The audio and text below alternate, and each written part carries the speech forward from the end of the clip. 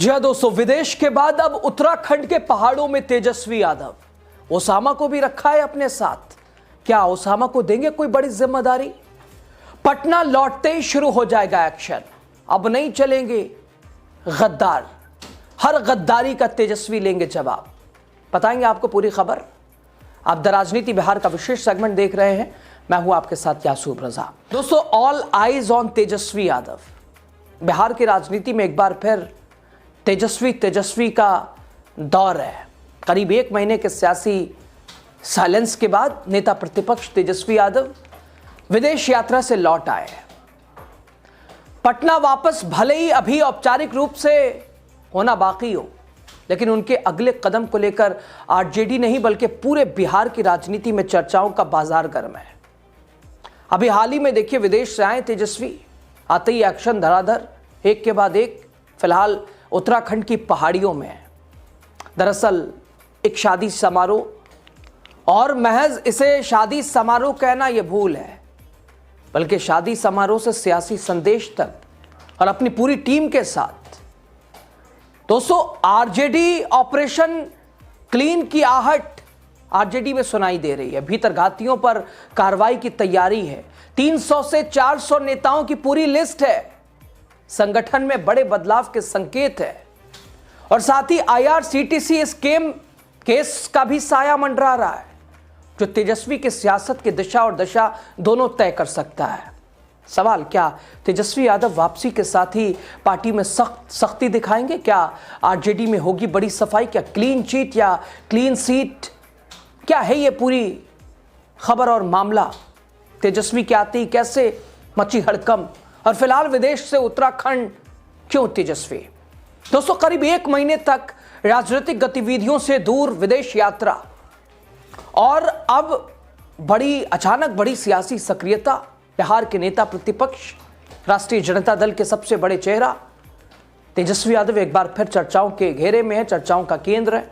उनकी विदेश यात्रा को हालांकि निजी बताया गया था।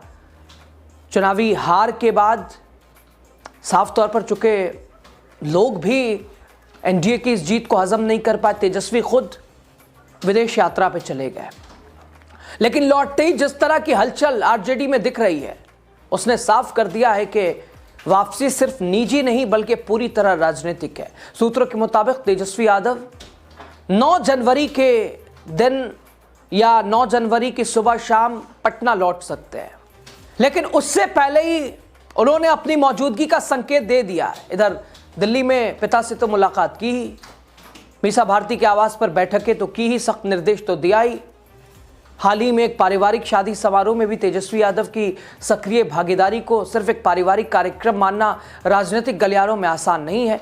उन्होंने अपने करीबी सहयोगी शारिकुल बारी की शादी में शिरकत की है। ये शादी 7 जनवरी उत्तराखंड के जिम कॉर्बेट फॉरेस्ट रिजर्व में रिसोर्ट में संपन्न हुई।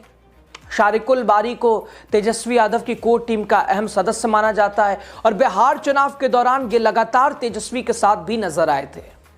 और इस समारोह में तेजस्वी अकेले नहीं थे, उनके साथ आरजेडी सांसद संजय यादव, करीबी सहयोगी रमीज नेमत खान, विधायक ओसामा शहाब, विधान परिषद सदस्य कारी शोएब, पार्टी प्रवक्ता शक्ति यादव, वरिष्ठ नेता भोला यादव, ये सभी तेजस्वी के साथ थे। तो इसे महज औपचारिक शिरकत नहीं कहा जा सकता है, ये ताबड़तोड़ एक्शन और प्लानिंग। दोस्तों, इतने दिग्गज नेताओं की मौजूदगी ने एक निजी समारोह को सियासी मंच में बदल दिया। तस्वीर और वीडियो सोशल मीडिया पर वायरल हुए। पार्टी कार्यकर्ताओं के बीच संदेश भी साफ गया, नेतृत्व लौट रहा है, और अब चुप्पी का दौर खत्म होने वाला है, जवाबदेही का दौर शुरू होने वाला है, हिसाब और किताब का वक्त आ गया है। दोस्तों, राजनीतिक जानकार मानते हैं कि तेजस्वी यादव की यह राजनीतिक मौजूदगी पार्टी के अंदर एक तरह का मनोवैज्ञानिक संदेश भी है।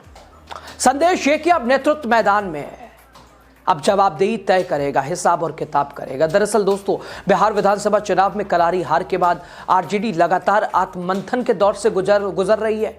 कभी सत्ता की सबसे बड़ी दावेदार माने जाने वाली पार्टी विधानसभा में सिमटकर 25 सीटों पर आ गई। 2010 का भी रिकॉर्ड टूट गया, और इस हार ने न सिर्फ संगठन को कमजोर किया, बल्कि लालू परिवार के अंदर भी दरार की खबरें सामने ला दी। बहन रोनी आचार्य ने सार्वजनिक तौर पर तेजस्वी यादव, संजय यादव, रमीज नेमत खान पर बदसलूकी का आरोप लगाया। उधर पार्टी के कार्यकर्ताओं, नेताओं ने भी संजय यादव के ऊपर तरह तरह के आरोप लगाए। खुद तेजस्वी के बड़े भाई तेज प्रताप यादव भी जयचंद जयचंद कह के खिताब करते रहे हैं। भाई से रोनी आचार्य ने इस दौरान दूरी भी बना ली। बड़े भाई तेज प्रताप यादव पहले ही परिवार और दल और घर से दूर है, अपना अलग थलग राजनीति करते नजर आ रहे हैं। दल भी बनाया है, उसके प्रमुख हैं। यानी एक तरफ संगठन की हार, दूसरी तरफ पारिवारिक कला और तीसरी तरफ नेतृत्व को लेकर सवाल। तीनों के बीच अकेले खड़े तेजस्वी यादव। लेकिन अब वक्त लौट आया है हिसाब। दोस्तों, इसी पृष्ठभूमि में तेजस्वी यादव की वापसी बेहद अहम मानी जा रही है। चुनावी हार के बाद आरजेडी ने विधानसभा क्षेत्रवार समीक्षा कराई थी। प्रदेश अध्यक्ष मंगनीलाल मंडल, अब्दुल बारी सिद्दीकी, भोला यादव की अगुवाई में हुई इस समीक्षा में चौंकाने वाले आरोप सामने आए। कई उम्मीदवारों ने खुलकर कहा कि पार्टी के ही स्थानीय नेताओं ने चुनाव में भीतरघात किया है, महागठबंधन के उम्मीदवारों के खिलाफ काम किया है और अंदर से ही पार्टी को कमजोर किया गया है। सूत्रों की माने तो इन आरोपों के आधार पर करीब 300 से 400 नेताओं की एक पूरी लिस्ट तैयार कर ली गई है। इस लिस्ट में जिला स्तर से लेकर प्रखंड स्तर तक के नेताओं के नाम शामिल हैं, प्रदेश स्तर तक के नेताओं के नाम शामिल हैं और यह पूरी रिपोर्ट शीर्ष नेतृत्व को सौंप दी गई है। अब निगाहें हैं तेजस्वी यादव पर, क्योंकि माना जा रहा है कि पटना लौटते ही वो लिस्ट गंभीरता से तेजस्वी इस पर विचार करेंगे। लालू प्रसाद यादव की मोहर भी संभवतः लग चुकी है। पार्टी सूत्र बताता है कि जिन नेताओं के खिलाफ आरोप हैं उनसे स्पष्टीकरण भी मांगा जा सकता है। हालांकि ये जो पार्टी के सीनियर जो नेता हैं उनकी तरफ से ऐसी प्रक्रिया रखी गई है कि उन्हें भी एक मौका मिलना चाहिए, स्पष्टीकरण की बात जस्टिफाई वो कर सके कि क्या जो आरोप है वो उस पर कुछ वो कहना चाहते हैं या क्या कुछ है मामला, कमी कहाँ रही है। यानी संतोषजनक जवाब न मिलने पर अनुशासनात्मक कार्रवाई भी मानी जा रही है, कड़ी कार्रवाई भी मानी जा रही है, यहां तक कि पार्टी से निष्कासन तक की संभावना है।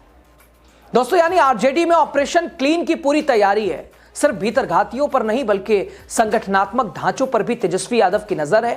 चुनावी हार के बाद यह साफ हो गया है कि कई पदाधिकारी जमीनी स्तर पर सक्रिय नहीं थे और संजय यादव की भूमिका भी इसमें प्रश्न चिन्ह के कगार पे है, जिनके ऊपर चिन्ह लगा हुआ है, संदेह है। और क्या तेजस्वी उस पर भी वैसी गंभीरता से ही मंथन करेंगे, विचार करेंगे? नेमत खान के ऊपर या तेजस्वी के दाहिने बाजू संजय यादव के ऊपर क्या वैसे ही? संगठन और कार्यकर्ताओं के बीच तालमेल की कमी भी लगातार इस चुनाव में देखी गई है। इसके साथ ही दोस्तों, इस साल बिहार पंचायत चुनाव भी प्रस्तावित है और यही वजह भी है आरजेडी नेतृत्व अब गांव-गांव तक संगठन को मजबूत भी करना चाहता है, उसके लिए रणनीति बना रहा है और आने वाले चुनाव के लिए भी यहीं से तैयारियां शुरू होंगी। लेकिन इन तमाम सियासी कवायदों के बीच तेजस्वी यादव पर कानूनी साया भी मंडरा रहा है। दोस्तों, मामला रांची और इसके अलावा पूरी के IRCTC होटलों से जुड़ा हुआ है। राजनीतिक जानकार मानते हैं कि इस केस में आने वाला कोई भी बड़ा फैसला तेजस्वी यादव के राजनीतिक रणनीतिक को प्रभावित कर सकता है। एक तरफ संगठन को मजबूत करने की चुनौती, दूसरी तरफ कानूनी लड़ाई। ऐसे में तेजस्वी यादव के सामने वक्त कम है, चुनौतियां ज्यादा हैं। पार्टी कार्यकर्ताओं की उम्मीद अब तेजस्वी से जुड़ी है।